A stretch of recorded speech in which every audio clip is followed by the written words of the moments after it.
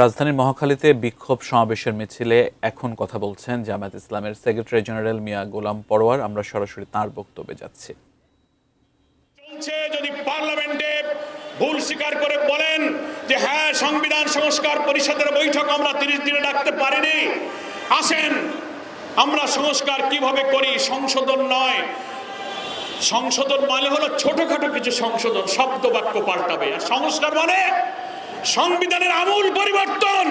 52 বছরের সংবিধানের বাকশালী সংবিধানে যে ফ্যাসিবাদ তৈরি হয়েছে, রাষ্ট্রের প্রত্যেকটি অর্গানে দুর্নীতি, ভিন্নমত, দলীয়করণ এবং প্রধানমন্ত্রী অসীম ক্ষমতার এই কর্তৃত্ববাদী সাংবিধানিক মৌলিক কাঠামোকেই আমাদেরকে পরিবর্তন করতে হবে। এটা পার্লামেন্টে সংশোধন করে হবে না। এটার জন্য প্রেসিডেন্সিয়াল অর্ডারে যে সংস্কার পরিষদ গঠিত হয়েছে, এমপিদেরকে ওখানেই শপথ নিতে হবে। জামাত সহ 11 দলের লোকেরা শপথ নিয়েছে, বিএনপি সেই পরিষদের শপথও তারা গ্রহণ করে নাই। তাই তারা কথা দিয়ে কথা রাখলো না। ওনারা জামাতকে বলেন জামাত মুনাফিকি করতেছে, বেঈমানি করতেছে। এতগুলো কথা দিয়ে কথা না রেখে জুলাইয়ের রক্তের সাথে দ্বিচারিতা করা, এটা মুনাফিকি বলবো না, এটাকে কি ইমানদারি বলবো আমরা? আপনাদের 31 দফা আপনারা বলেছেন, বিএনপি 1 দফায় বলেছেন আমরা সংস্কার কমিশন করব।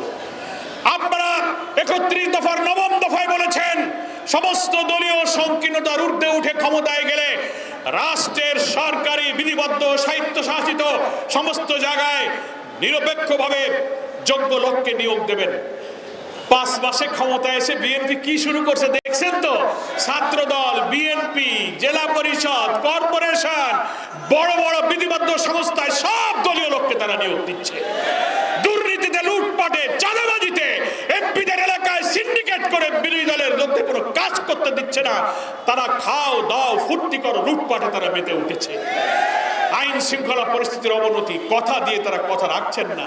মির্জা ফখরুল ইসলাম ভাই, বিএনপির মহাসচিব, আমরা ধন্যবাদ।